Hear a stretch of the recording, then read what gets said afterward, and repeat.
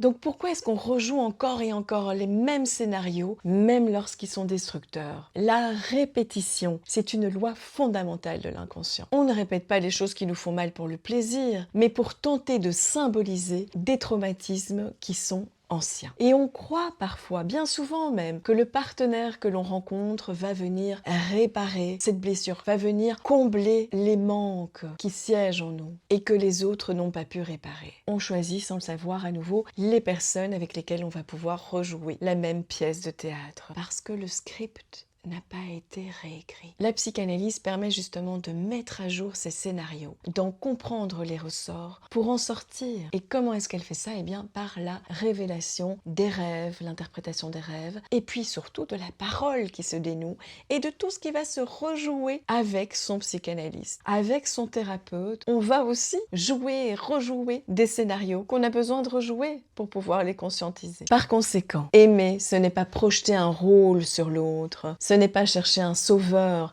un parent, un miroir. Aimer, c'est traverser les premières illusions, tout ce scénario romantique que vous allez coller sur l'autre, les reconnaître aussi, ces scénarios romantiques, tout ce que vous avez mis sur cette rencontre de magie, et elle n'est pas désagréable la magie, elle est belle, mais elle vient de vous, pas nécessairement de l'autre. Et puis quand vous avez traversé cette couche d'idéalisation de l'autre, de votre rencontre aussi, et que vous allez découvrir au fur et à mesure l'autre dans ce qu'il est dans sa réalité, comme personne réelle, et que vous avez envie de rester, que vous désirez rester, alors là on peut commencer à parler d'amour. L'amour, c'est aussi de pouvoir découvrir finalement comment est-ce qu'on traverse ensemble les déceptions et les frustrations. Je dis toujours, la maladie mentale, c'est la rigidité. Quand on ne peut pas s'adapter aux défis de la vie. Alors parfois, dans un couple au fur et à mesure qu'on découvre l'autre, on peut se rendre compte que l'autre est incapable de se remettre en question et qu'il y a justement chez lui une rigidité. Alors là, je conseillerais plutôt quand même, pour les rares fois où je conseille quelque chose, d'être prudent. Mais si vous sentez que l'autre peut constituer un vrai partenaire pour traverser les défis de la vie et que vous allez pouvoir vous lier vraiment grâce aux obstacles qui vont être sur votre route et que là aussi vous faites un bon partenaire, pas que dans la magie, pas que dans l'idéalisation, mais aussi dans les difficultés et que vous allez traverser ces couches-là ensemble avec respect et écoute, alors là, on peut commencer peut-être à parler d'amour. L'amour, c'est quand même une notion d'effort. Alors pas l'effort où on se perd dans l'autre, certainement pas.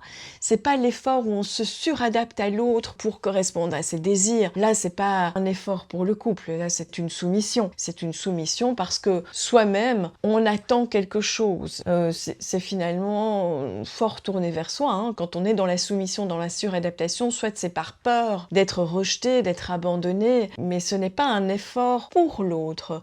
Je me disais l'autre fois justement, quel serait un signe d'amour vraiment? Mais ce signe d'amour, moi ce qui m'est venu, et dites-moi en commentaire pour vous, quels seraient les signes d'amour? Eh bien, c'est l'effort qui m'est venu. Et pas l'effort pour se suradapter à l'autre, pour être objet du désir de l'autre, mais ça peut être par rapport à un enfant aussi, hein. Faire l'effort d'être un meilleur parent chaque jour, en sachant très bien qu'on va rester un parent imparfait. De toute façon, puisque si on voulait donner une définition de la perfection, on n'y arriverait pas. Mais faire l'effort. Faire l'effort, c'est pas la soumission, c'est pas se suradapter, mais c'est prendre un peu sur soi pour des choses que l'on estime essentielles pour le couple, essentielles pour l'autre. Il y a des gens, ils font pas du tout l'effort. Soyez prudents. L'effort, ça doit être dans les deux sens, sinon ça peut pas fonctionner.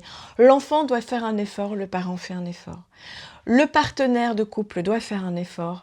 Nous faisons un effort. Et c'est comme ça qu'on grandit ensemble. Parce que vous savez ce qui se passe quand on fait des efforts? On découvre notre courage. Et encore une fois, j'insiste, hein, c'est pas des efforts qui nous fait perdre notre identité, notre personnalité. Ok, c'est un effort que l'on estime juste. Ça me coûte pas du tout de transformer ça. Et au contraire, je trouve que ça peut me faire grandir. Eh bien, je vais le faire. L'amour, ce n'est pas l'illusion. C'est découvrir l'autre dans ses contradictions, dans ses failles, dans ses limites aussi, dans ses impuissances. C'est décider de le rencontrer là, dans le réel, de ce qu'il est. Et encore une fois, dans des rencontres amoureuses, peut-être que ce qui peut libérer, c'est de se dire, non pas, il faut absolument que ça marche, ou il faut pas que ça marche parce que j'ai peur d'eux, mais simplement de se dire, je vais rencontrer un humain, je vais faire une rencontre humaine. Je vais pas faire une rencontre amoureuse ou pas amoureuse, ou oh, je le sens pas parce que si, oh je le sens parce que ça. Non, c'est de se dire, je vais faire une rencontre humaine. Vous avez mis de la magie dans cette première rencontre, vous allez le revoir, vous allez la revoir. C'est pas de se dire, oh, j'espère que si, j'espère que là, mais c'est de se dire, je vais rencontrer cette personne. C'est une rencontre humaine. Après, à ce moment-là, elle ne vous relance pas. Oui, vous serez peut-être déçu parce que vous avez été attiré par cette personne, parce que ça s'est bien passé. Mais vous ne tomberez pas sidéré, vous allez juste prendre soin de vos manques. Oui, c'est pas gai d'en revenir à peut-être du vide, d'un manque, de quoi vous pouvez prendre soin à ce moment-là. Mais donc, vous faites une rencontre humaine. Et à ce moment-là, vous savez ce qui va se passer. C'est que cette magie-là que vous avez vécue avec cette personne-là, c'est peut-être pas avec elle que vous allez être en couple. C'est peut-être avec un ami qui va vous présenter un jour, ou peut-être que vous allez aller à un barbecue, vous serez invité à un anniversaire avec cette personne, parce que vous allez devenir amis, peut-être. Et que c'est cette personne-là qui va vous faire rencontrer la personne qui sera peut-être le partenaire de votre vie pour quelques années.